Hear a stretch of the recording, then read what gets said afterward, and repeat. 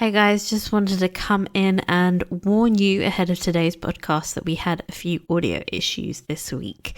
I sound like a half robot, half woman, so that's a bit of an issue in some sections of the podcast. But I felt that it wasn't too bad, that we could still release it, and so you are getting a podcast on time rather than a week later. Huzzah, small win. Okay, enjoy the pod.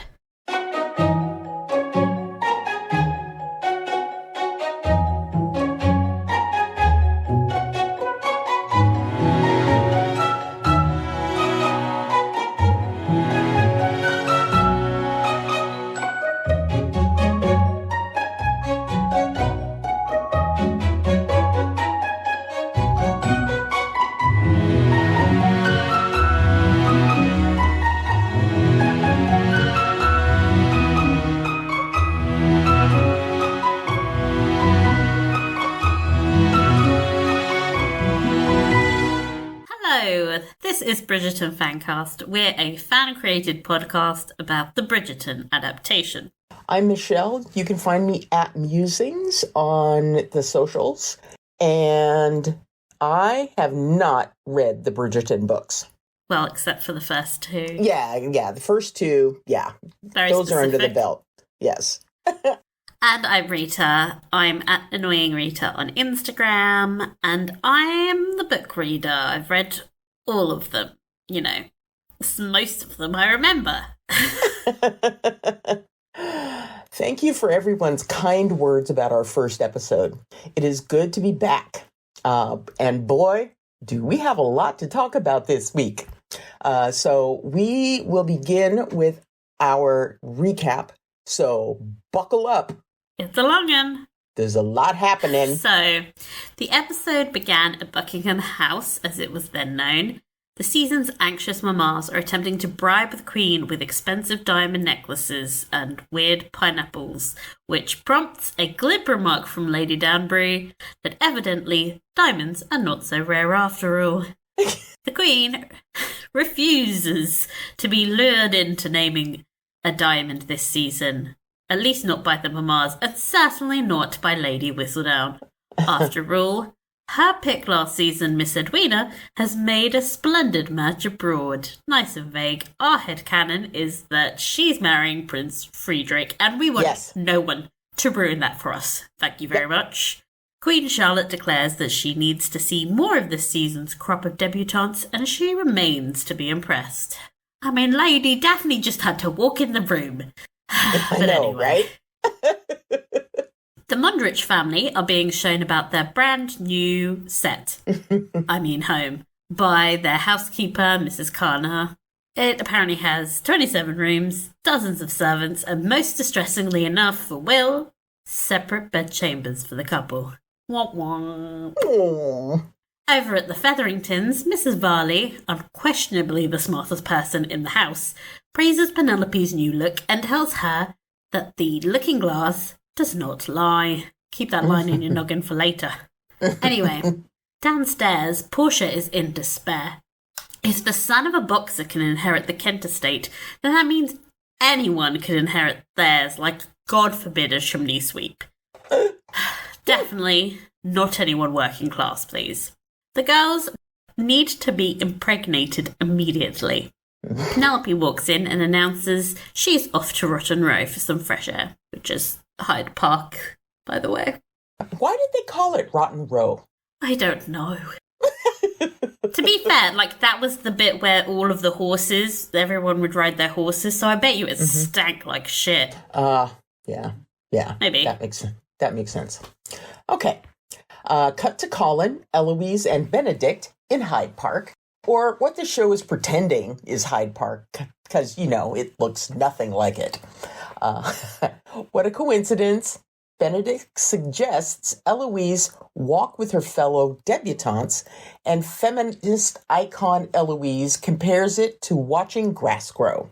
Benedict points out that this is a stark contradiction with her new frou-frou dresses and BFF status with Cressida. She is confusing. Colin sees Penelope and drops them both immediately to go and meet her. It was a beeline. Get it? Yeah, love it. Sorry. Bee-lives and pollens. Yes. It's day one of their lessons, and Penelope asks if there is a book she might read about charm.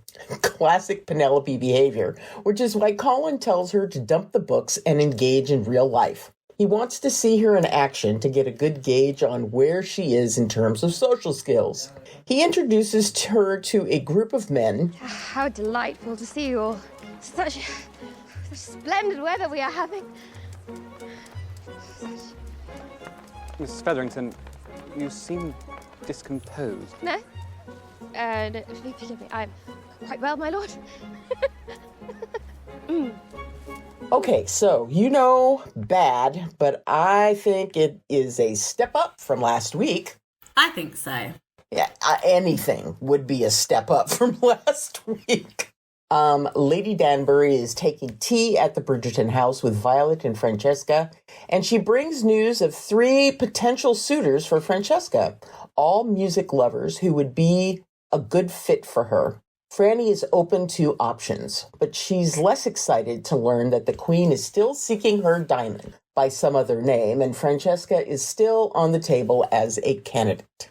Over at Featherington House, Portia is annoyed to realise that her 2 married daughters have spent more time seeking out upholsterers and silk mercers to redecorate the house than engaging in the necessary activities to become the lady of the house. She gets down to business and asks how often they're having sex with their husbands. Turns out, Prudence has only been intimate with her husband the once, on their wedding night. And it's just certainly not going to cut it. So Portia orders her daughters to get to it. Speaking of, Colin is having a Game of Thrones style threesome. In the sense that it was shot with gratuitous female nudity, didn't serve the plot, and felt wildly misplaced in the tone of this episode. Uh-huh. After seeing this, I texted you, Michelle, am I on crack? Because I was so confused. And my answer would be yes. Yeah, yes, maybe. you are. Colin leaves his threesome for an appointment with Penelope at the market. I mean, did he wash up at least? He didn't look so disgusting. Oh, God. Don't think about it. I'm kind of grossed out about that scene, but let's just move on. Penelope thinks she is a lost cause, but Colin tells her that she's already able to do this. Then what's the point of the lessons anyway? I know, right? Apparently Penelope's just too self-conscious about what others think. Colin explains that while he was abroad, he was freed of the expectations of the ton and was able to find out who he truly was. He asks her what makes her feel comfortable now. She says it used to be Sunday teas at Bridgerton House, but now she is no longer friends with Eloise. It's definitely not happening. When Colin asks what exactly happened between them, she makes her excuses and leaves. Bye! Okay, bye. Super busy, bye! Yes. After a long night of longing for her husband in her separate bedchamber, Alice heads over to Madame Delacroix to have her newly inherited gowns altered. They are fugly and overly fussy, but Alice is reluctant to spend her new fortune on a whole new wardrobe. Also at the shop are Violet and her 2 debutantes. Eloise thanks Franny for taking the brunt of her mother's attention this season, keeping her out of the firing line. Francie says she regrets to disappoint her, but she hopes to be married ASAP so she can avoid becoming the object of the Queen's attention. Smart girl. Eloise, seeing her fellow debutantes in the shops, decides to tell them about the Queen's intentions to keep looking for a diamond, hoping the competition will keep Franny out of contention. Have you seen her cheekbones? I know, right? Good luck with that. Colin is playing cards with his siblings. It's an adorable scene. Of course, Hyacinth is winning. She is the smartest in the family. When he gets a signal from a footman, he sneaks off to meet Penelope, who is meeting him at Bridgerton House secretly. They are unchaperoned, and this is definitely scandalous, so they sneak around the house into the drawing room while Penelope freaks the fuck out about being caught. When they're in the drawing room, Colin invites Penelope to imagine they're at a ball, gossiping mamas, dancing couples, and lemonade table and all. Penelope first asks if he has lost his mind, and then asks if she is to flirt with an imaginary cellist. Colin suggests she pretend he is her suitor, which almost sends Penelope into a swoon from pure panic. Deep inside, I know I can be clever and amusing, but somehow my character gets lost between my heart and my mouth, and I find myself saying the wrong thing, or more likely, nothing at all. Forget what is wrong or right. Imagine what you would want to say to me if I were a suitor. Colin, you absolute ding-dong. You are her suitor. Wake up, Colin. Come on. Penelope then decides to just go for it, and she says some wistfully romantic thing about his eyes or whatever, and makes them both incredibly self-conscious until the tension is cut by Eloise's loud arrival home. Penelope panics and runs into the study to hide. When the door closes, she decides to nose around the room. You don't become Lady Whistledown without having an eye for an opportunity to snoop. Yes. I guess she and Eloise have more in common than we thought. They both love a good snoop. She finds an open journal. Connell, close your fucking journal, and begins Seriously. to read it out loud so we, the audience, can learn more about Colin's epic sex life. So happy for him. I worry about the diseases he now has, though. Syphilis was rampant back then, but maybe the Bridgerton universe has no VD. Who cares? Back to the show. Colin catches her because, of course, he's kind of mad. Knocks over a lamp. I hate everything about this, by the way. He cuts himself on some glass because apparently nobody can pick up glass in TV land without cutting themselves. She bandages up his poor wounded hand soldier thing. I don't know. They share lingering eye contact. It's all hand porny. And she tells him, actually, Colin, you're a good writer. Colin is like, what the fuck? And decides that is quite enough unresolved sexual tension for one day, and it's time for her to go home. She legs it down the stairs and through the corridor, but she is seen by Eloise, who, despite making eye contact, pretends to have not seen her. Awkward. And, okay, so it's a day ending in Y, so it's motherfucking ball time. Pat it down. Okay, Alice is getting ready for the event and declares that while her aunt might have drastically different dress taste from her taste in jewellery cannot be more similar to hers, and she puts on a diamond drop pearl necklace that looks like it costs several years of my income, and I think potentially probably is some kind of weird merch thing that they might have a necklace. I feel suspect that they're trying to sell me a necklace at this moment. You know, it would not surprise me. Find Bridgerton necklaces in a store near you. Okay, Colin and Eloise are in a carriage together on their way to the ball. They obviously talk about Penelope, and Eloise asks if she's suffering or despondent.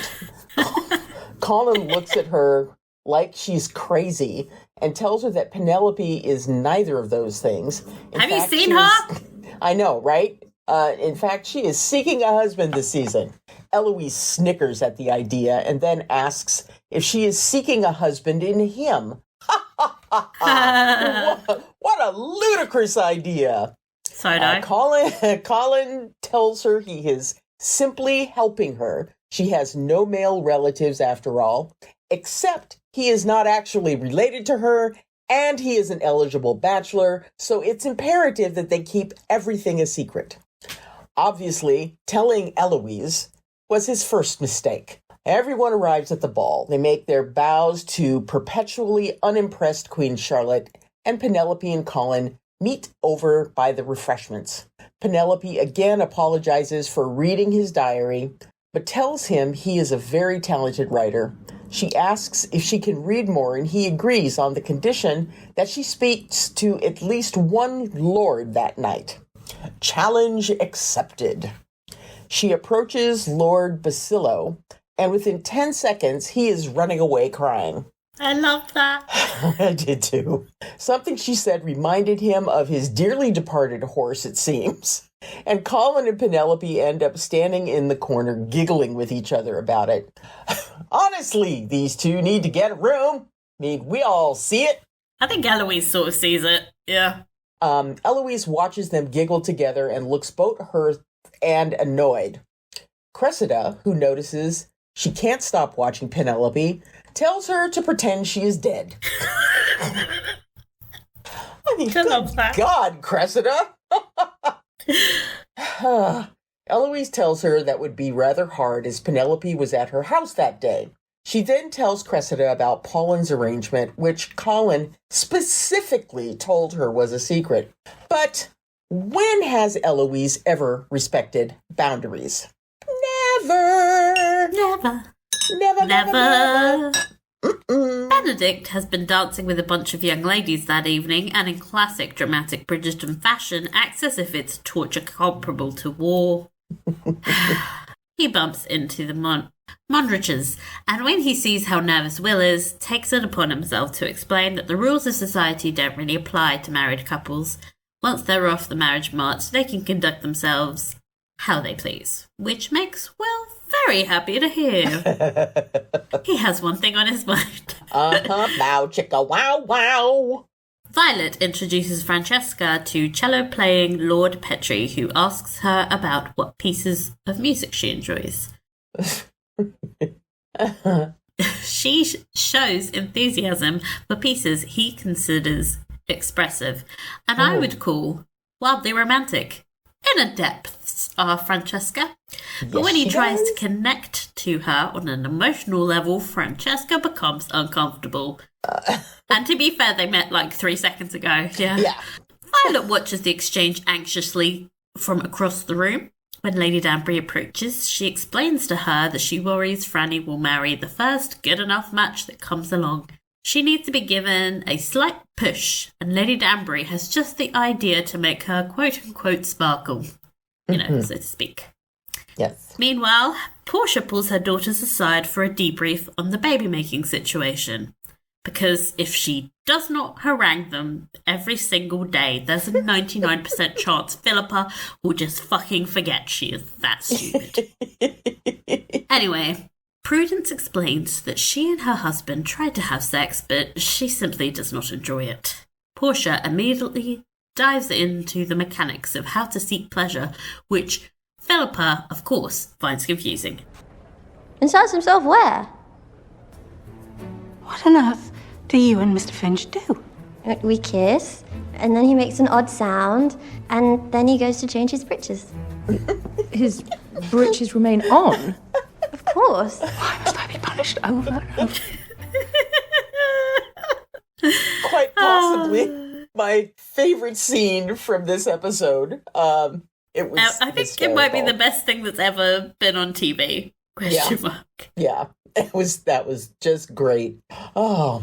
Elsewhere, Queen Charlotte has had enough of teenage girls vying for her attention and wants to leave. Lady Danbury lures her into a back room with the promise of a Francois Girard painting, but instead Charlotte finds Francesca playing the pianoforte. She is impressed not only by her amazing skill, but also by her passion for something she loves. Charlotte calls her sparkling, which I think is the new buzzword for the season. So she is essentially the Queen's Diamond. This makes Francesca look like she wants to die. Freddie, run away! I know. Back on the dance floor, Penelope strikes up a conversation with Lord Remington on her favorite topic, herself. Well, Lady Whistledown. But still, the conversation is not disastrous, and she can proudly proclaim to Colin that he is asked to call on her tomorrow. He looks kind of jealous, but we don't get to focus on that for long before it becomes obvious that everyone at the party is gossiping about their arrangement. And as you can expect, everyone is rather nasty in calling her a spinster because, she is 19 years old after all. And beyond hope, Penelope slams down her lemonade and runs out of the ball. Following her is Eloise, who has by now heard the rumor she started and I suppose is trying to apologize. She never does, however, as she is interrupted by Colin, who yells at her for treating Penelope so badly and asks her what she possibly could have done to deserve this. Well, about that. You're never going to believe this, Colin. I know. After the ball, Will approaches his wife's bedchamber and they discuss her anxiety about having everything ripped away from them.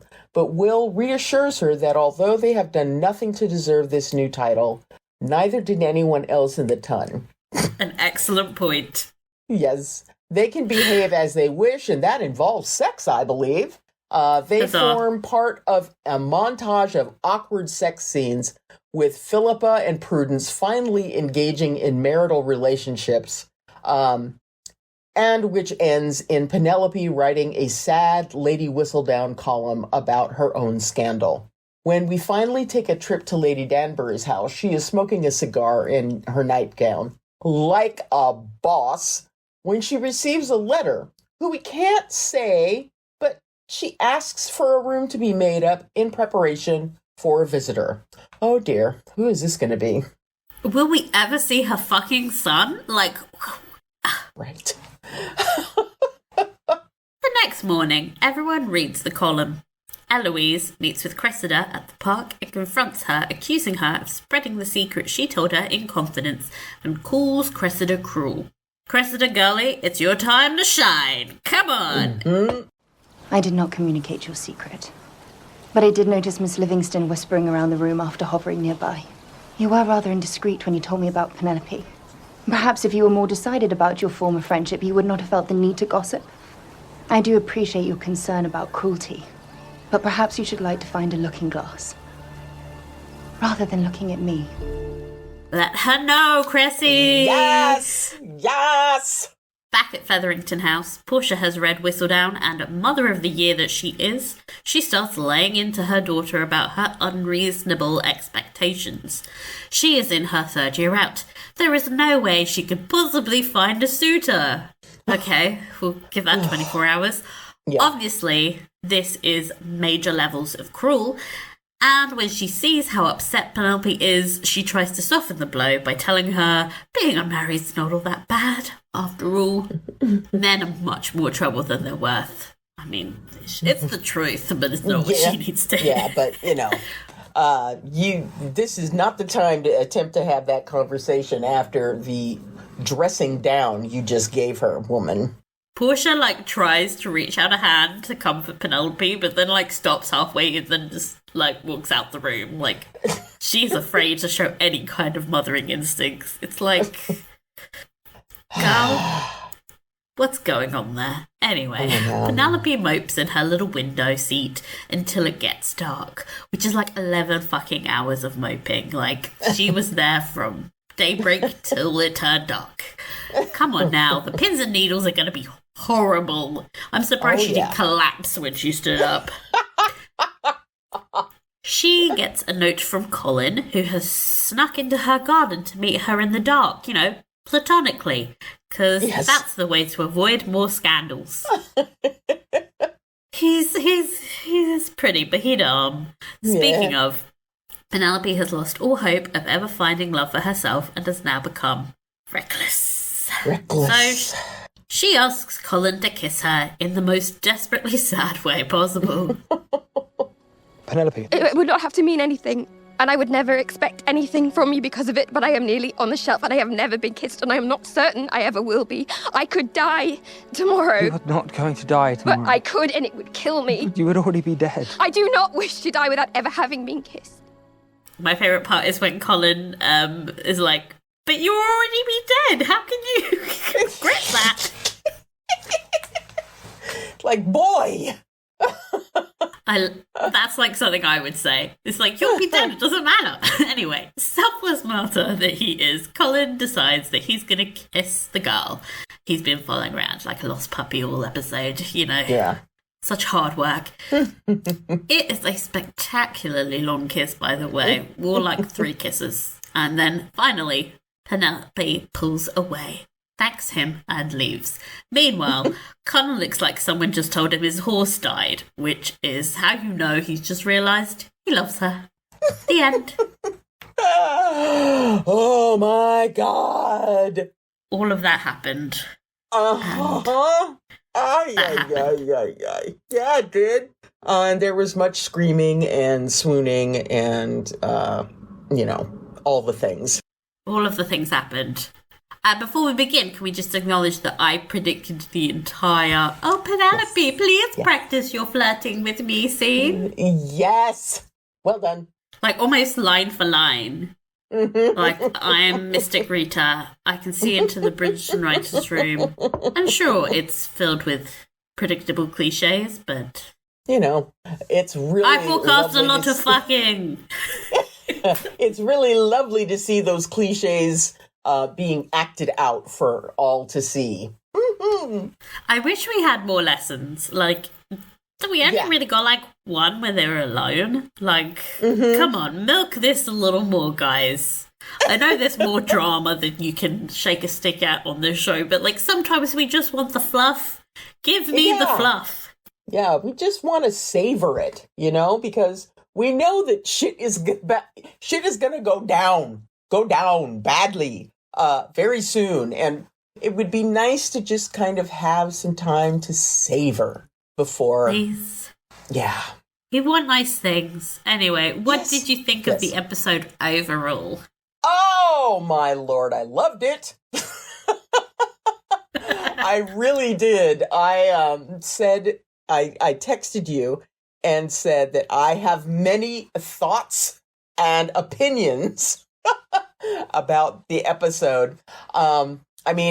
Initially, as I was watching the episode, I was thinking to myself, okay, there can't be, it struck me as being kind of ham-fisted, how they were moving through, all of the things that happened in this episode at a crazy pace.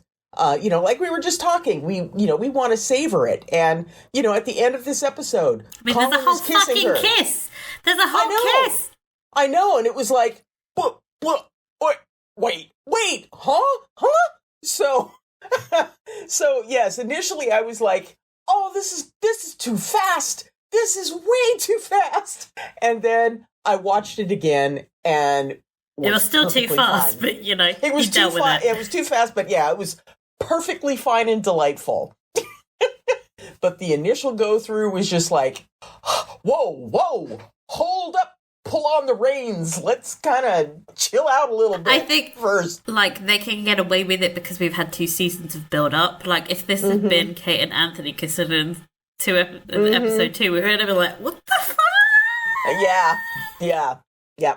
Seriously. It works. Plus, I also think they're going to milk the whole love triangle in the next episode.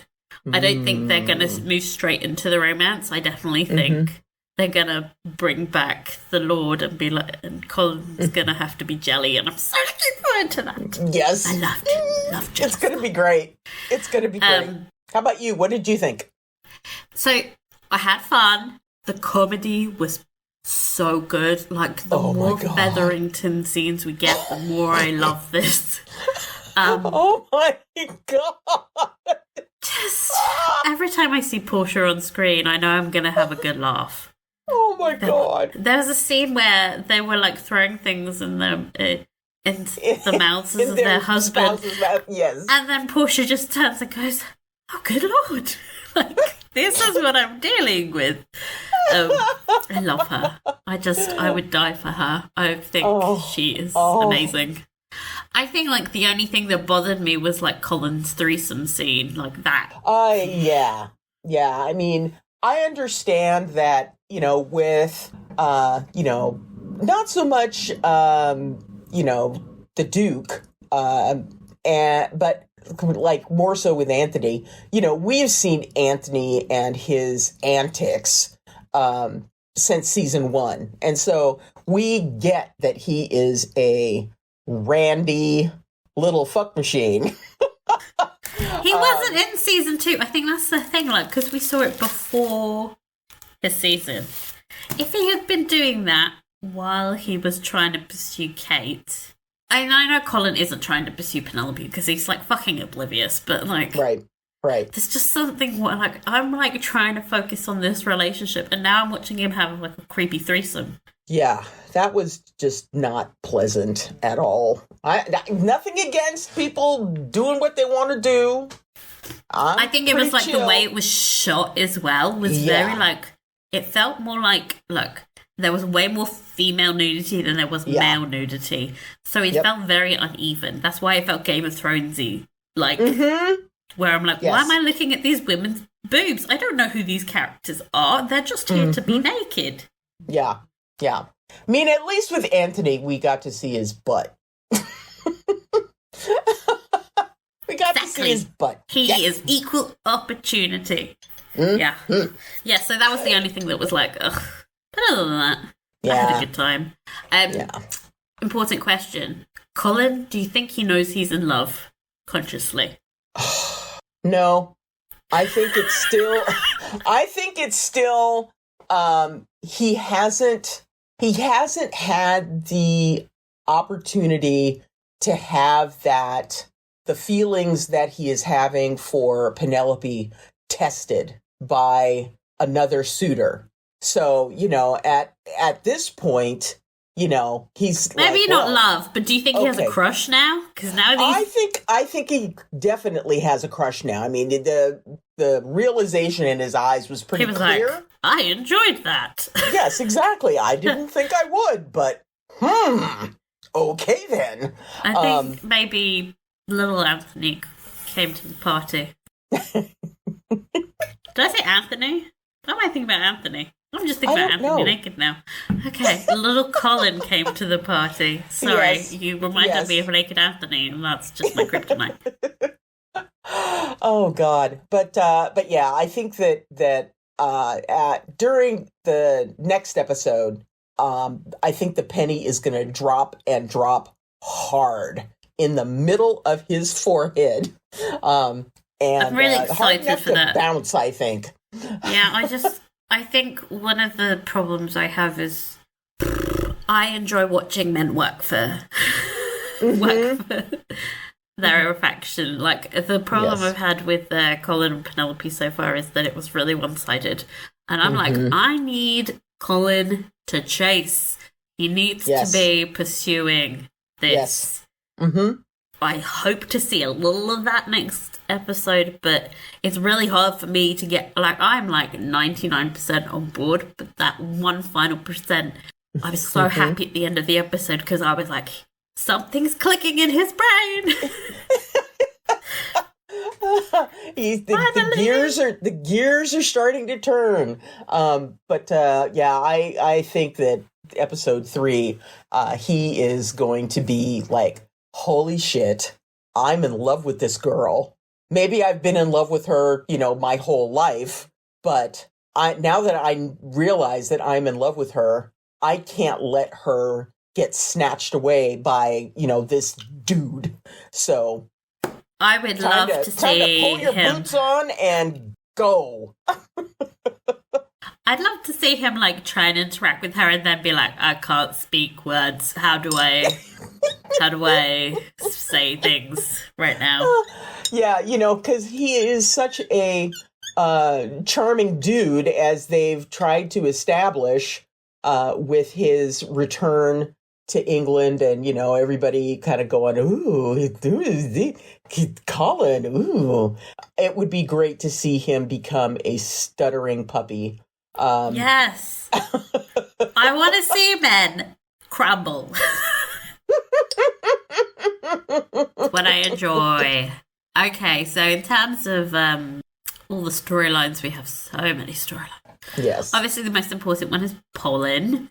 Yes, indeed. I found watching Colin fascinating because he goes through all these like really elaborate schemes, and just as an excuse to be around Penelope. Yes, like this guy who was like, me and Penelope, never, not in a million yes, ha ha ha ha. Then he's basically invites her over to his house to cosplay being in love with him, and then got offended when she really didn't want to do it. He was like, "Why would you? Come on now, join in. This is my fantasy. Fun. Come on." Yes. I was like, that's like next levels insane. Insane next levels of denials. Like, you don't, like, the elaborate, like, hoops he's creating in his mind to justify the way he's just following her around is crazy. Like, he got out of bed from his threesome and was like, bye, I need to go meet my friend at the market. Bye-bye. We're gonna go pretend to flirt. And hurriedly goes over, which, you know, I will admit that the first thought that came to my mind was, ew, you're going over to meet Penelope after you've just gotten out of a threesome? I hope you had the decency to, like, He did not wash. He did not wash, and that's the problem. That's the real problem. Disgusting. But I do think that, like, kind of shows, like, subconsciously, like, he's definitely not functioning on a conscious level, which is part of why I think he is kind of dumb. But on an unconscious level, this boy is like, let me spend all of my waking time thinking and planning my dates with Penelope. Oh, God. Giving obsession. Like, he's bribing her maid to sneak in at night to see her. Yes. How is he managing to convince himself this is platonic, by the way? 'Cause I'm like, it's not giving. He's a sweet boy, but, you know, he's a little thick. He really, like, 3 seasons, well, no, 2 seasons and 2 episodes of just not being aware of his own actions and what they mean. Yep. Like, fingers crossed, he's finally figured it out sometime soon. God, I hope so. And I will find out as soon as we finish recording this, because I am racing to the television so I can watch episode 3. Love that. Okay, so I know we mentioned it, but do you think episode 2 was too soon for the kiss? I think that I could have waited until episode 3, but, you know, I know how this show is so short on episodes, and they just try to stick too much shit in it. It's 8 episodes is enough. They just like, calm down. Pick one storyline instead of 6. Oh, God. But yeah, I could have waited until episode 3 just to have the opportunity to build up the tension. Yeah. I feel like we got one episode of sexual tension. Like, there was no tension in the previous episode. And then this episode was just like, oh shit, we need tension? Here, yes. Have some more tension. And this one. And he's going to cut his hand. So I how about you? The hand, I hate the hand cutting cliche thing. I hate when people are bleeding and they try and make it romantic. This has always bothered. It's like, this isn't just in this show. It's like K-dramas do this shit all the time. Yep. There's nothing romantic about blood. Like, this is a period with no penicillin. Like, this could get dangerous for him. Yeah.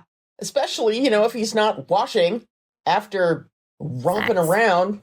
Ew. Like, I'm just saying the rates of syphilis were really, really high. I think about Regency period syphilis levels a lot. Like, I'm thinking like, kind of gross. It's kind of gross. It killed people. It made them go crazy.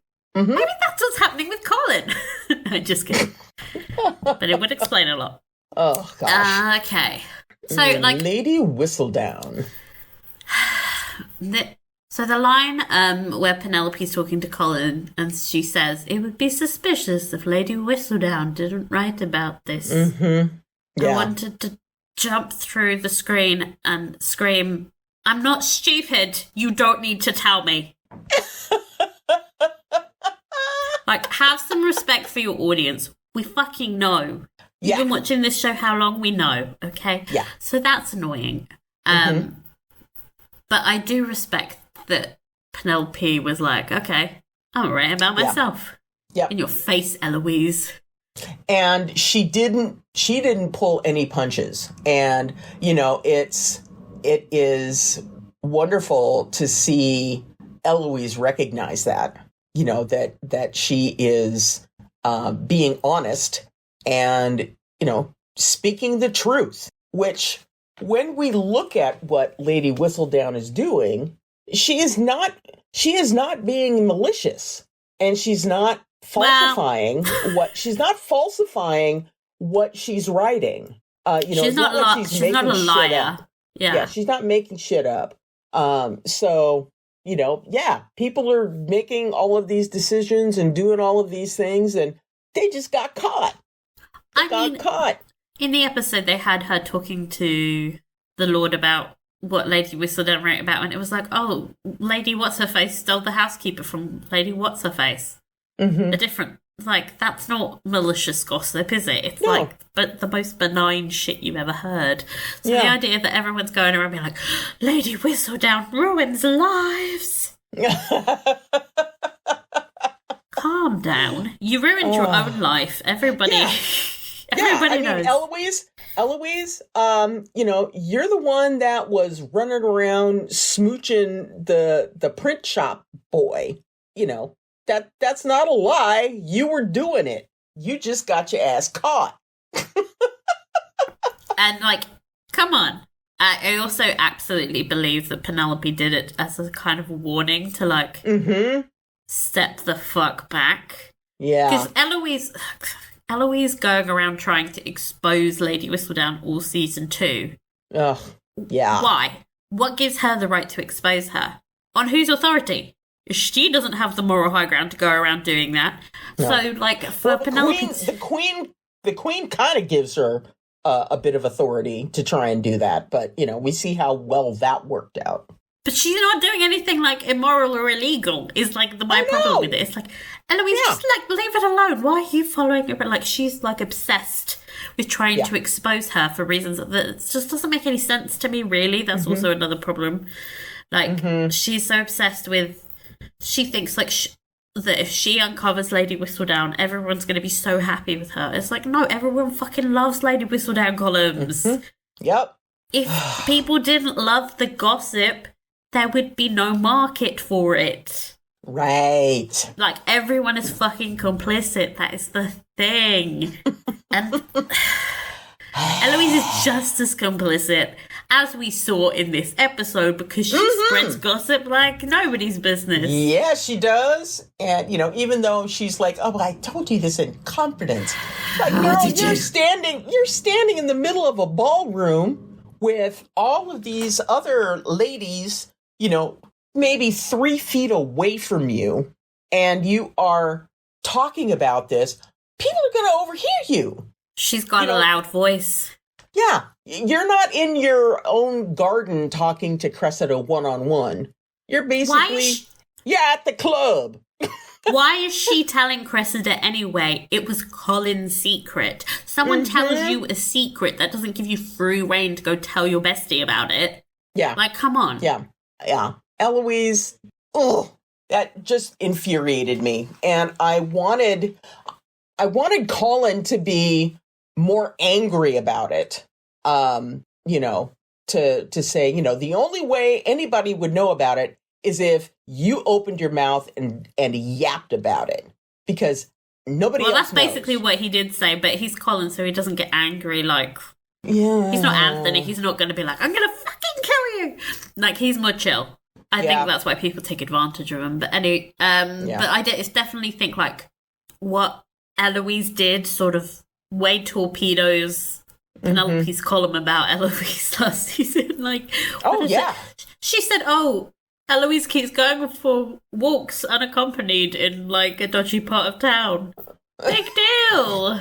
You just ruined Penelope's chances to find a husband. That's way worse. Ugh. And it was unintentional, but still counts. Your actions have consequences, and I definitely think this was a scenario where she was sloppy. Yeah. And she was sloppy because she didn't give a shit. Mm-hmm. Yeah. She doesn't care about other people's feelings or other people's secrets or other people's...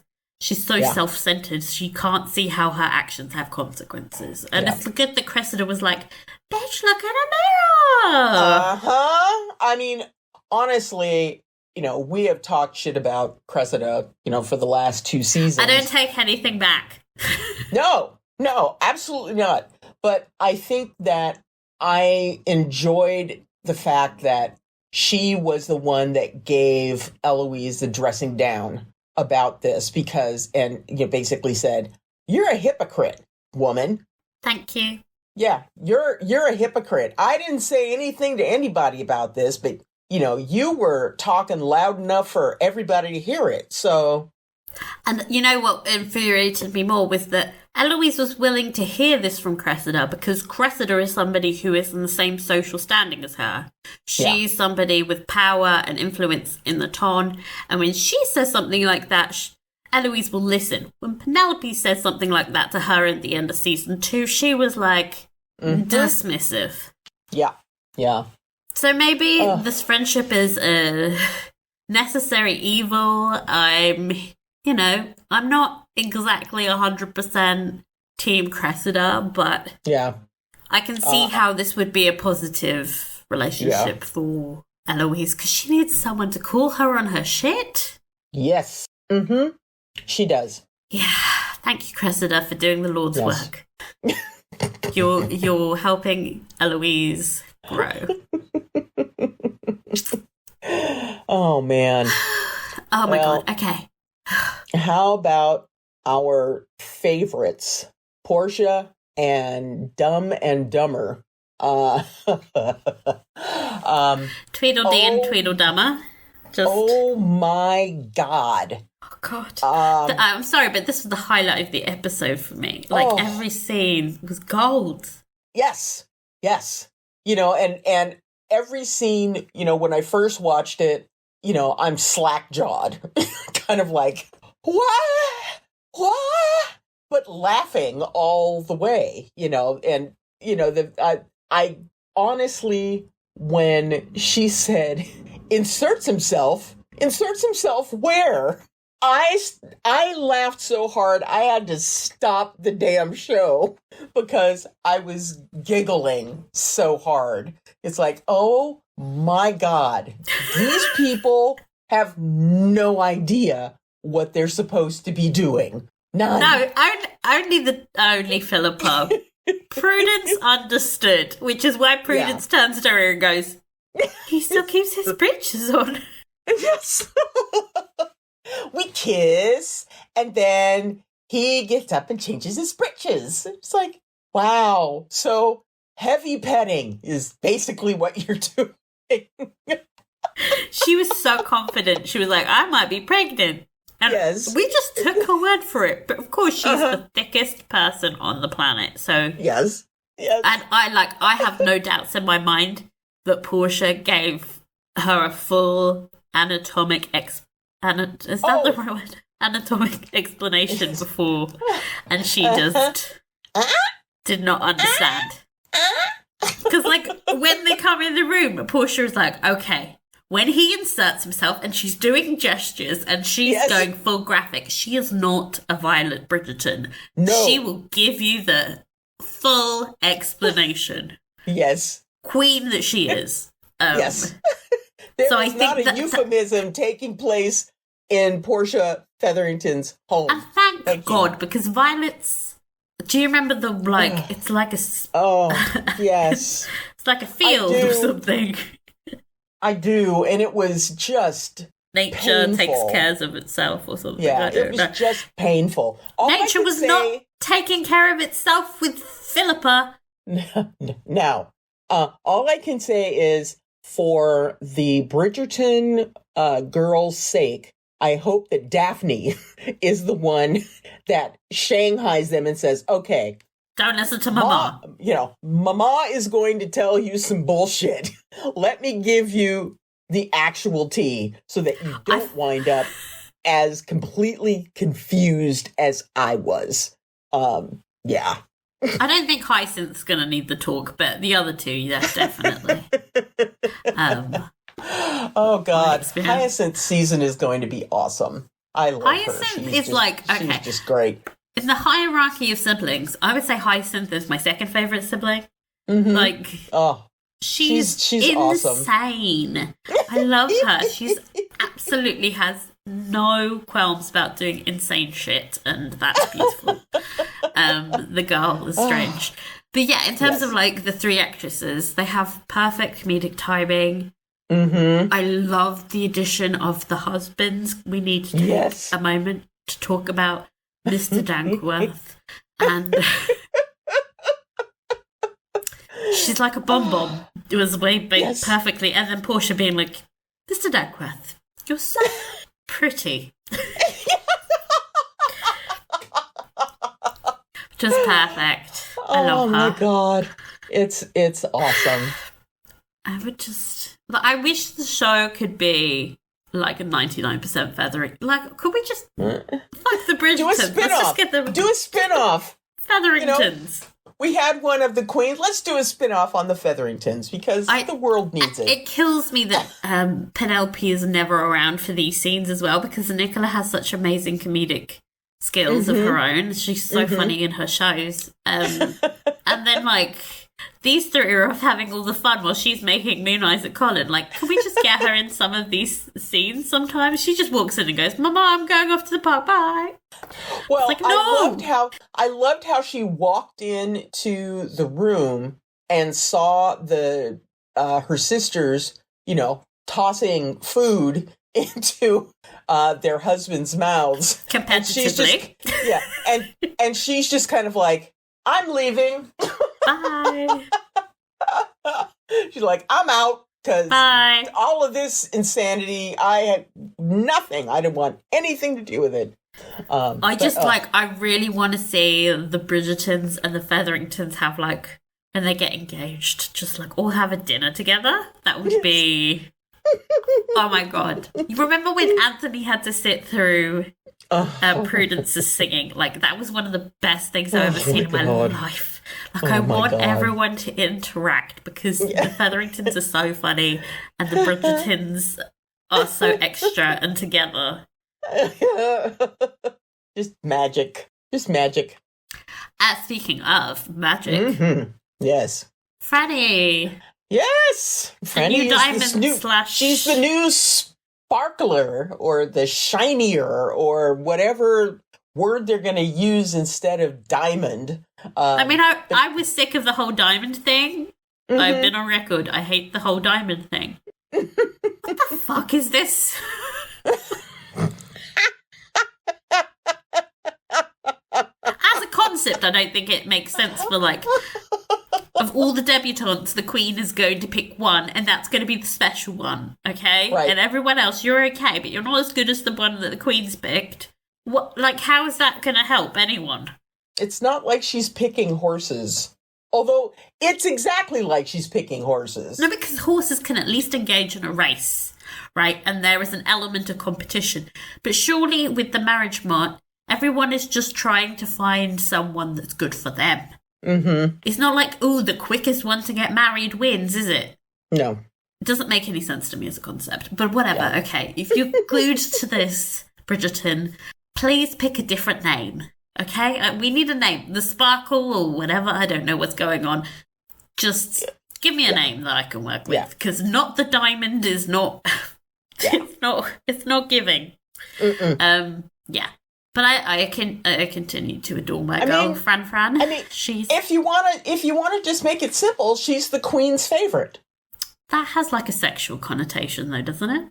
Does it? I mean, I've seen The Favourite. Yeah, you not seen The Favourite?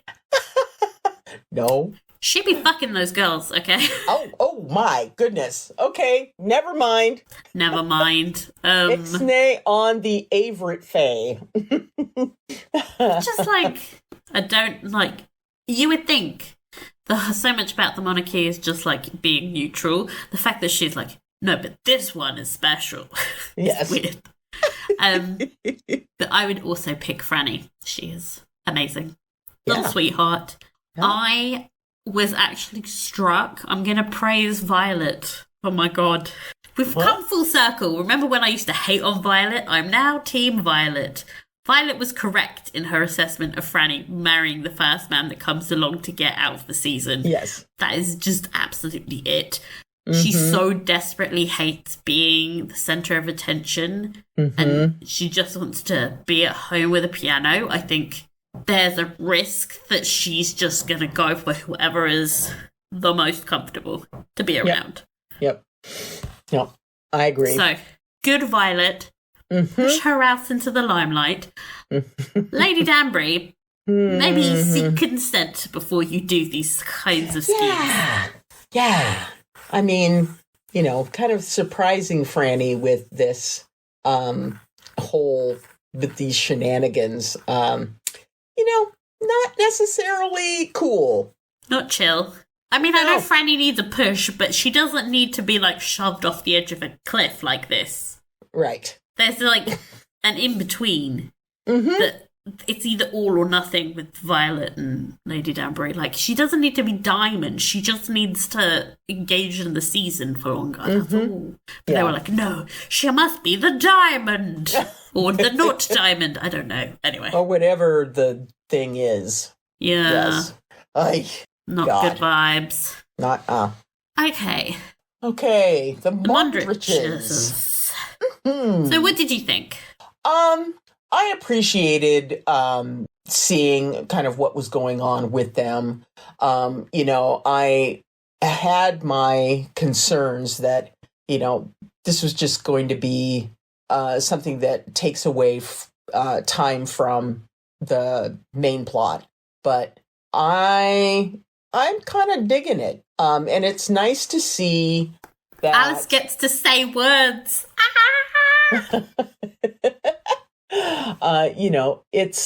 It's nice to see that they are learning about the Ton and what all they can and can't do. I loved that scene with Benedict and Will, and just talking about, once you're married, you're golden, you're free, you can do whatever the hell you want. Look at Anthony; he's never been happier.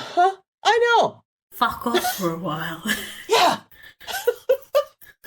So, I think that it will be nice to see them coming out on their own with the new circumstances that they have. Now, technically, since the son is the Baron, his parents don't have a title, correct? No. They're still Mr. and Mrs. Mondrich. But I mean, we have Mr. and Miss. I love the scene where they went, Mr.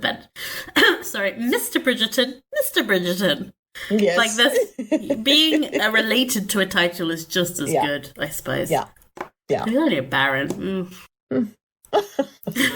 Hey, he's obviously the Baron is doing pretty damn good. 27-room house with, a billion servants. That includes servant quarters. Okay, so let's calm down. Also, as they were walking around the set, I was like, this set is fucking tiny. The staircase is they were doing some tricks with perspective to try and make it look really tall and thin, but I was like, that set is not. They clearly were just like, we only have this small bit. Quick, make a big barren house.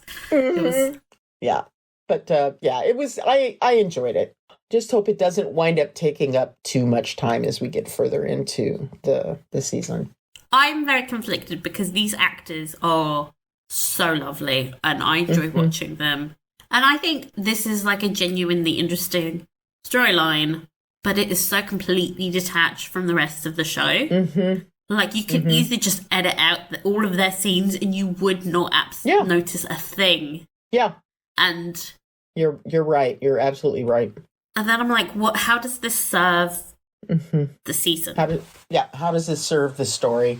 Yeah. It doesn't. It's really bizarre. Yeah. It makes me wonder if that, the response to Will's character, was Well, so he's the positive. hottest. Yeah, so positive that they were like, okay, we got to do something with him. And so they've attached all of this onto the story. To be fair, this is a huge step up from season 2. That storyline was shit. This storyline is better. I just think that they need to start incorporating them into the world, other than being like, oh, he's friends with Benedict. Yeah. Okay. Yeah. Benedict is barely part of the family. Like, remember last season when he was off going to his little art school and all those scenes had no bearing on this? Like, yep. Okay. Yeah. You know, I caramba. Okay. Yes. Favorite scenes? Featheringtons all day, every day. The kiss scene, of course. Yeah. Obviously. I think the first scene where Penelope offers the comment about his eyes and how that, you know, just completely caught them both unawares. It was just like, oh shit, okay, yeah, right, okay, I'll see you later, bye. You know, it was kind of like, oh my god, what is going on with my chest? You know, as we see in K-dramas, you know, they always use the heartbeat sound effect when, you know, the penny is dropping with the characters. That would have been absolutely perfect to have. We need to re-edit this episode to just be a K-drama because it had all the tropes. Yes. Somebody just needs to develop facial blindness and then we'll... Yes. Oh my god, how absurd. But anyway. But I felt like that was very similar to the tone, that kind of weird, like, this is very tropey. It's very unrealistic. So.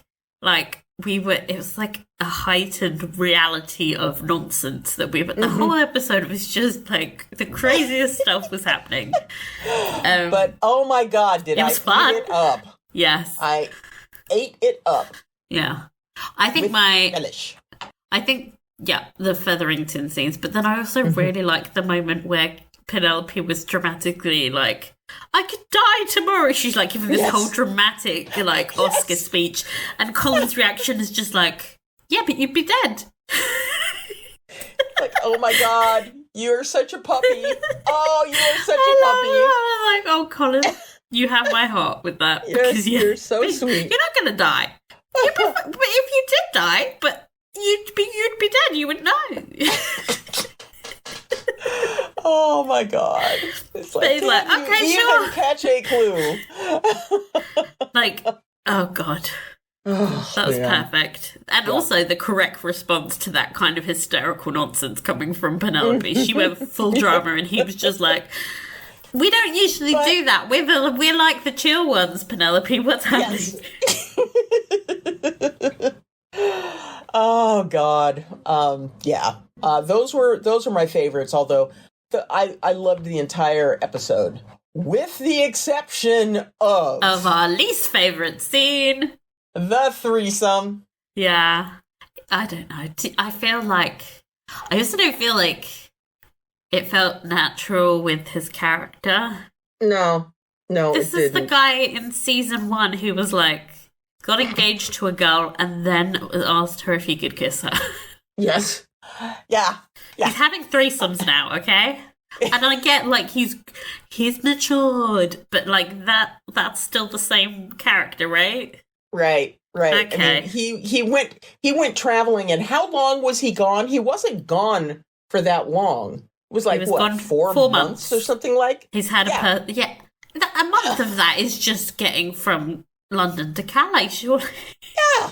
You know, and like you're going to have this kind of rebirth of your character into this rakish dude. Yeah. I just don't buy it. I think it's the problem. Like, it's not convincing. Yeah. And it was kind of gross. Yeah. Yeah. I usually don't mind, like, a rake. Like, Yeah.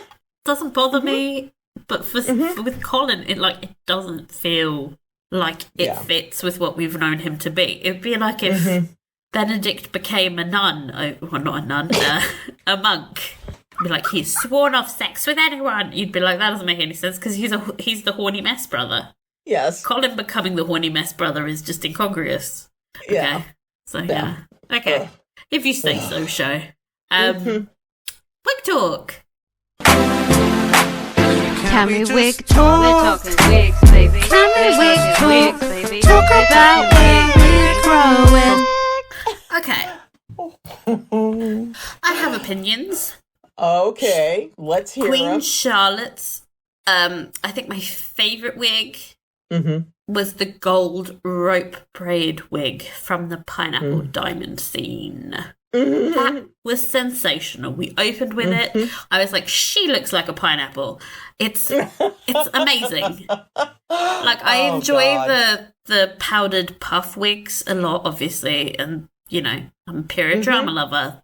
The puffy wigs are great, but I think when they incorporate, like, braiding into her period works, those are always my favourite wigs for her. Yeah. Like, it's a kind of magical thing where they take something traditionally African and then try and rework it into the period as just chef's kiss.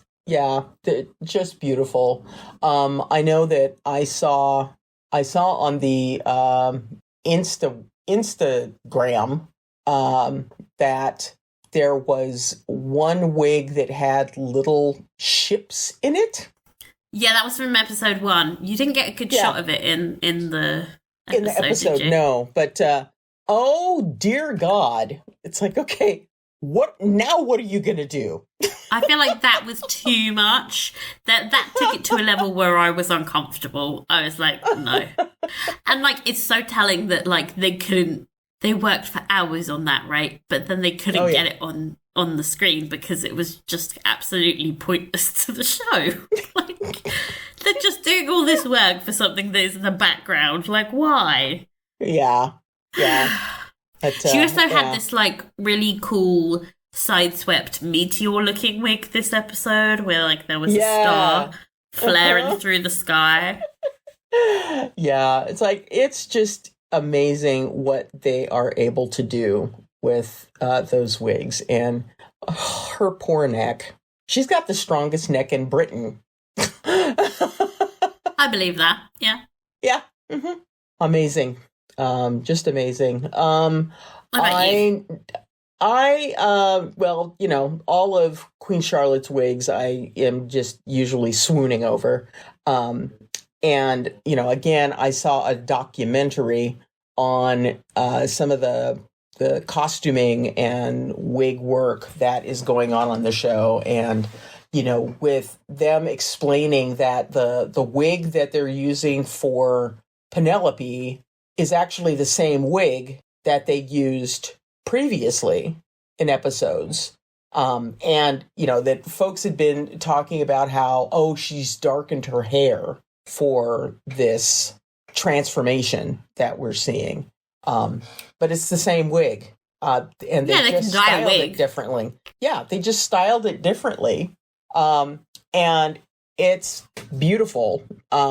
Seeing them put the wig on her and, you know, getting it all fastened down and all that stuff, you know, really makes me appreciate the work that they're doing in her transformation into this Rita Hayworth It makes me wonder where that effort was for Kate, but okay.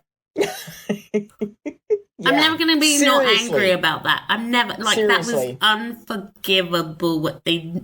She is beautiful. Do you know how hard you have to work to make her look weird? Mm-hmm.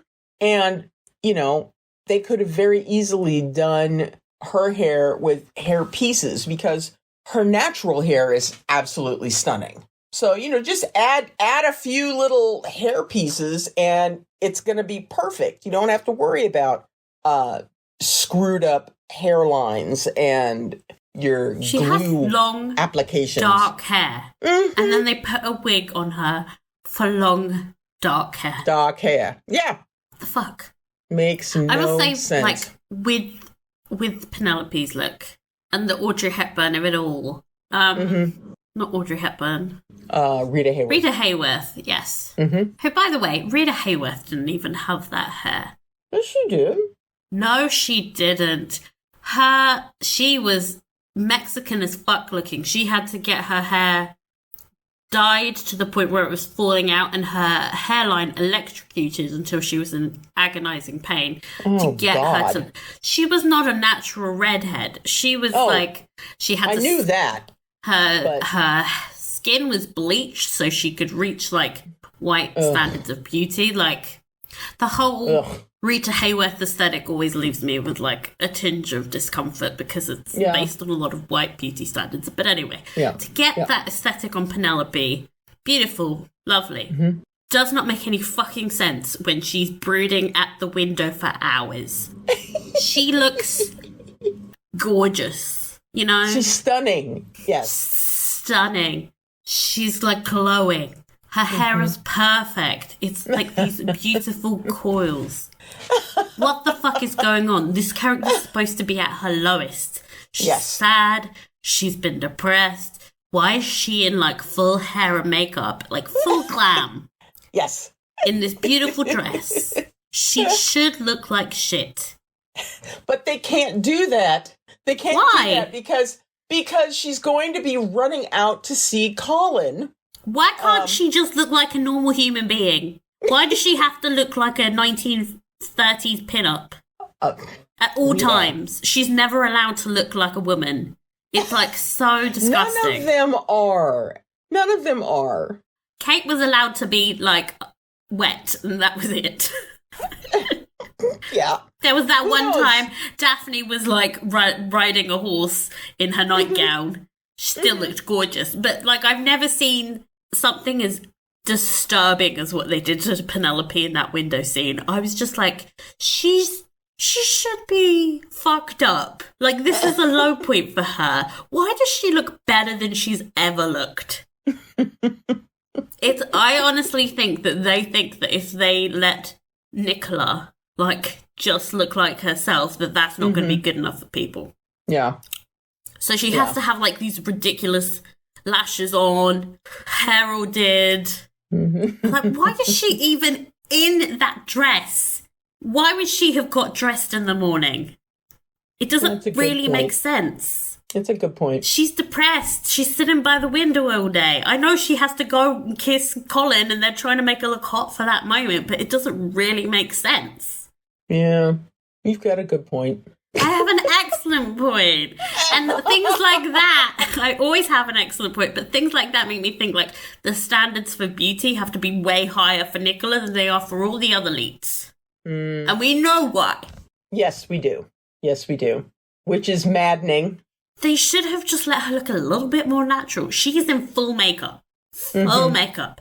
Would it have been that hard to have her hair slightly straighter?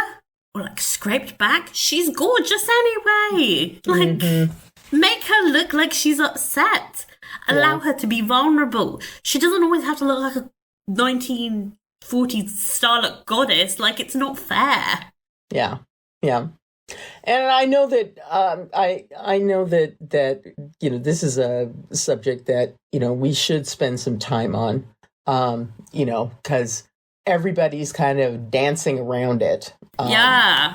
You know, she is a fuller figured woman. Although kind of barely. I think she's very, very petite. Yes. Like, having seen her in person, like, and then also seeing the costumes on display, like, she's so short. Like, it's staggering. So, like, the standards are obviously very different in Hollywood to, like, the UK. Yeah. I would say she's just an average-sized woman. That's quite short.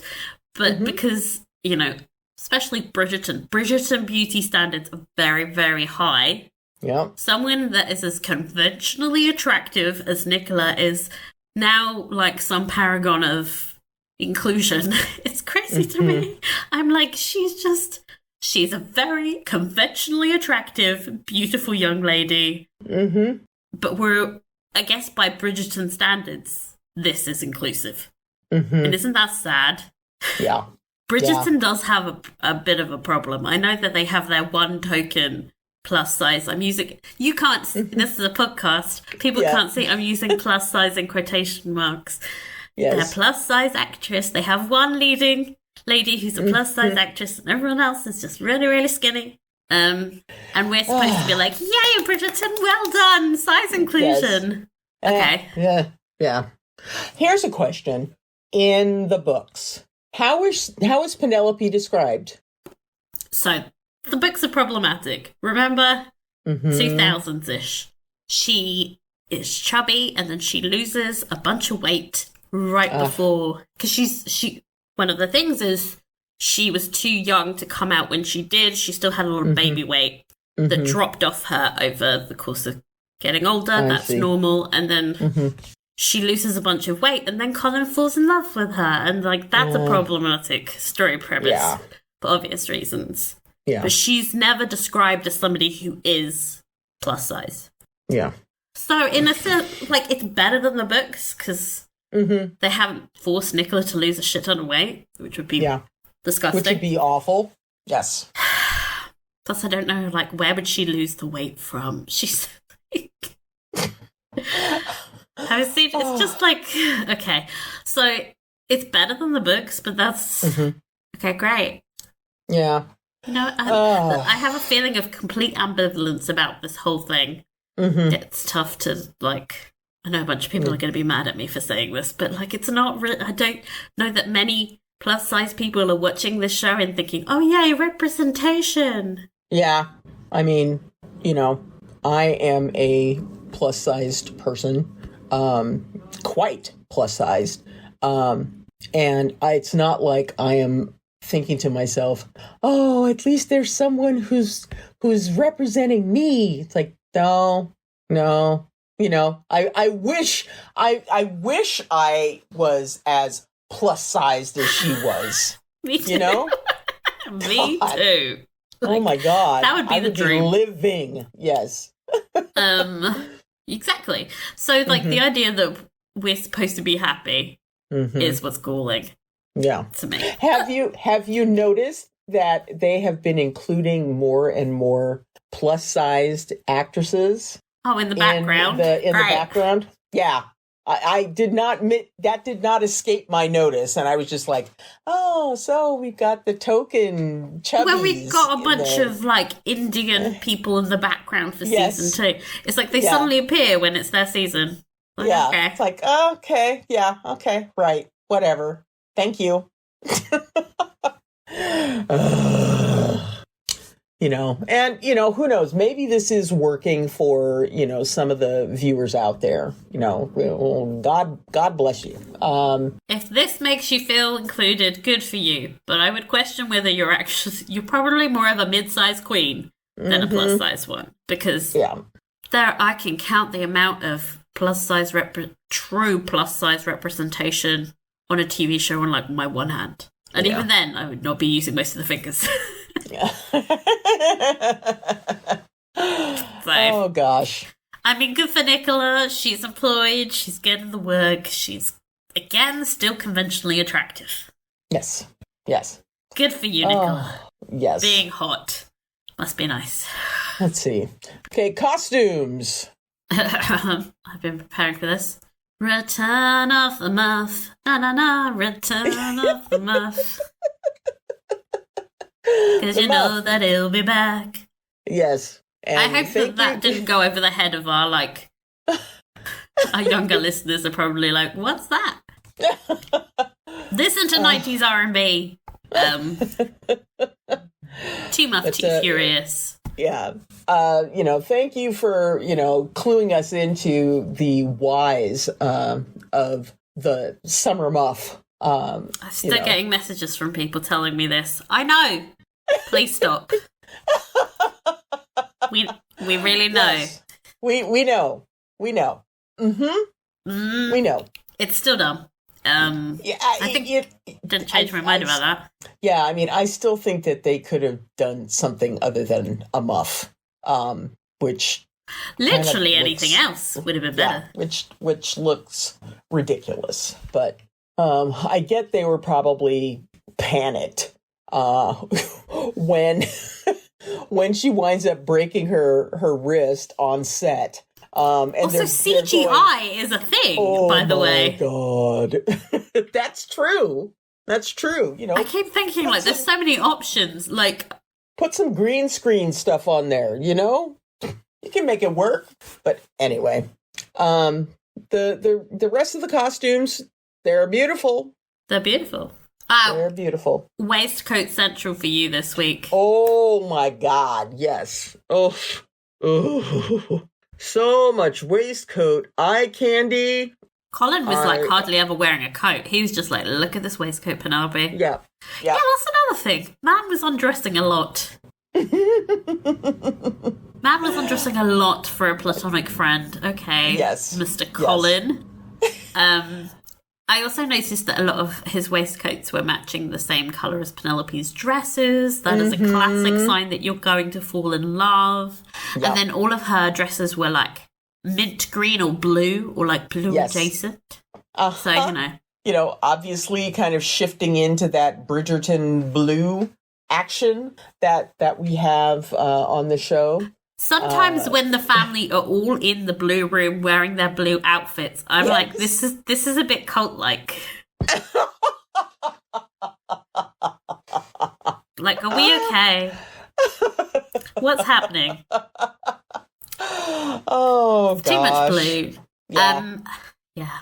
Oh, my favorite, like, I think the ball's theme was obviously something star related. I don't know what the hell was going on there, but everyone was wearing like star colors and like starbursts, and Eloise had those starbursts and her dresses and like stars everywhere, and everyone was in like soft blues. I wonder if Violet was like she sent out a memo. Everyone. Yes, everyone. Bridgerton blue time. Yes. The only one who wasn't was that I noticed Franny was in like a gold sort of sparkly number because, you know, she's the star. She's the sparkly. She's the sparkler. I love that dress on her, actually. Yeah, it was beautiful. It was very regal. And she sparkles. You know, and I mean, her makeup was perfect. I mean, the highlighter on fleek. Dear God, totally on point. Yeah, just stunning. So yeah, it's like, yeah, you're gonna wind up being the diamond even if you don't want it to happen. You know, you are the most beautiful debutante in the season. And period. Like, she just has perfect posture, like moves with such elegance. She has such a sweet disposition. Can play the pianoforte. Like, bitch, obviously she's the diamond. Yes. Obviously. Have you seen the trash that is the other girls? They are garbage and they gossip like bitches. Oh my god. Have you seen their hair? Like, it's like too elaborate and they're like bowing the lowest they could possibly go. Trash. Yes. I do not blame Queen Charlotte. These girls are boring. It's like, this is not a group of women that I can get behind. No. I love when they were like, oh, the Queen's gone. We can finally have some fun. Right. That I can get behind. But until, like, whenever they're in front of her, mess. Yeah. Mess. Yeah. Okay. Needle drop moment. Well, you better have noticed. You better have noted the BTS. Like, oh my god, are you kidding me? I squealed and clapped. I was kind of like, Dynamite though. Of all of the songs, they might as well have done Butter. Like, it's just, I don't like Butter for the record. I don't really like any of their English. Like, you know when they're like pandering to the Englishman. Look, it's an all English song. Yeah, Butter. Yeah, but I was very excited to hear the boys represented. It's like, yes. I mean, it would have been really lovely if they'd done, you know, like Blood, Sweat and Tears or Spring Day. I'd love to hear like a violin version of Idol because it's got that dramatic hook. That would be so good. That would be awesome. But anyway, okay. The other song was "Jealous" by Nick Jonas, which played when Colin was watching Penelope talk to Lord Remington, which I thought was a little bit on the nose even for Bridgerton. But I also love how like the songs are all very millennial. Like this song's from like that were hits 12 years ago, and I'm like, okay, so this is not for the youth. This is for the chicks in their 30s. Okay. Oh gosh. Thank you. Awesome. We needed our shows. Okay. So performer of the episode. Come on, it's gotta go. Chloe Walker, you deserve an Emmy just for the faces. For what you did last week. Oh my god. That was priceless. Whenever she's asking one of the girls about sex, her like eyebrows raised like yes. Oh, yeah, I just love her to pieces. I would kill for her. I think I would. Well, don't do that because we don't need you to go to jail or anything like that. I could probably get away with it in Bridgerton land. Yeah, probably. The men seem dumb. Yeah, I think she's amazing, and also shout out to Penelope's maid. Honorable mention. She knows what's up with Colin. She's keeping her eye on him. She is no fool. She's like, I see you. Think you're being all slick, Mr. Man? I don't think so. She knows more than either Colin or Penelope at this point. I think what we need to do is do a special, like, maids edition of Bridgerton where we just follow the maids. Just one episode where we're like below stairs hearing the maids gossip about did you hear? And then he snuck into the garden. Oh my god. Oh yeah. Because the servants all know. They probably all know she's whistled down as well. I bet you the servants all fucking know because she's sneaking out and they're all like, yeah. Yeah, where are you going? Yeah. I mean, she's probably writing drafts and throwing them away in her trash. She's not good at hiding. No. She's just not. So yeah. So everybody knows. But, oh God. I love this show. Okay. Comedy Bees? 5. Nope. 4.5. I'm giving it 4. I'm pulling myself back from the edge. Colin not cleaning himself after the threesome has put me quite off. Yeah, that's a very, very, very good point. Have a bath. Okay, 4. I am convinced 4. Colin, you lost out because you didn't take a bath. If you'd done that, 4.5. But yeah, wash your ass. Anthony took a lot of baths last season. And yeah, he did. He's a clean young man. Yeah. We love that for him. Okay. It's time for Can You Believe It? Candles, corset, perfume, pens, tote bag, pajamas, tea bag, macaroons, bulky toys, wedding dresses, medicine, teapots, high heels, coffee creamer, quiche, soap. Okay, so the rules of this feature are simple. I will describe 2 Bridgerton products that are available to buy, and you tell me which one you think is real. And bear in mind, every day they're releasing new bullshit onto the market. It could be anything. Oh, gosh. And you promised this week that one of them is going to be fake. Because yes, one of them is going to be fake. No, but do you know how hard it is? I'm having to Google to make sure that it's not real. And even as I say this, I'm not 100% convinced that it hasn't existed in the past. Okay. Oh, God.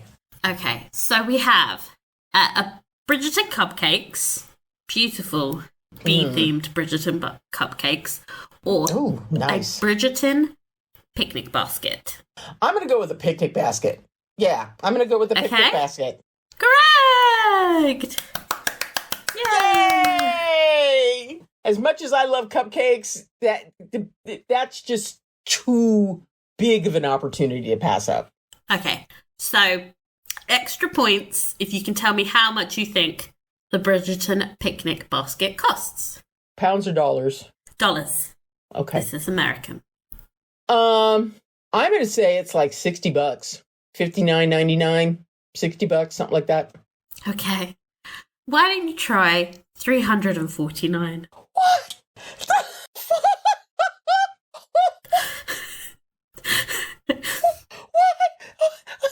Is it by Tiffany or something like that? It's Williams-Sonoma, but, calm down. Oh, y'all just are greedy. Motherfuckers. Greedy. 300 what? I'm Googling it right now. Bridgerton picnic basket.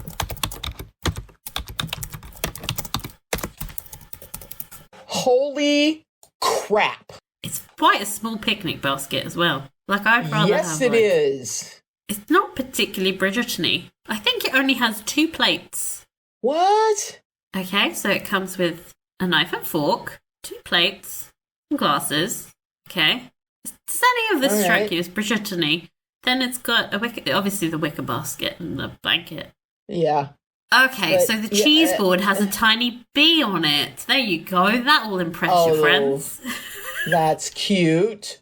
That's ridiculous. That probably costs $50 to make. Yeah. Yeah, this is nothing that special, to be quite honest. But I feel like with all of the merch, it's vastly overinflated in price because they're like, it's the same shit we usually make, but we'll stick a bee on it. Woo! Oh my gosh. I'm fun. horrified. I'm horrified. Please keep sending in all of your nonsense. This was submitted by a fan. Oh, awesome. Thank you. So please, everyone, whenever you find something stupid that they are selling, please send it in. It's fun times. Thank you for everyone who has written to us this week. We are so excited to read and discuss them on letters to the editor, or as I'm calling it, two letters to editor. I don't know. I'm working on it. It'll be dropping soon for subscribers on Spotify. This is also where we do our predictions for the next episode. I make fantastic predictions that are all correct. She does. I've never been wrong in my life ever. Yes, she does. It's really hilarious for people who have binge watched the show to listen to me be like, I think Colin's gonna explode into a star. He's gonna get hit by a meteor. Yeah. No, and you did really well, and it was entertaining to have watched the show and then listen to your predictions and try to be as poker facey as I could. You did a good job, except for when I mentioned the Lady Danbury thing, and then you just went silent for a good minute. You were like, something's happening. Let me just keep my mouth shut. Yeah. Okay. Oh, let's see. Well, that is all from us this time. We will be back recapping and discussing episode 3 of Netflix hit show Bridgerton next week. In the meantime, please follow us on Instagram for updates and subscribe for our bonus podcasts. And if you enjoyed this pod, please share, rate, and review. And we hope you have a lovely week. Bye! Bye!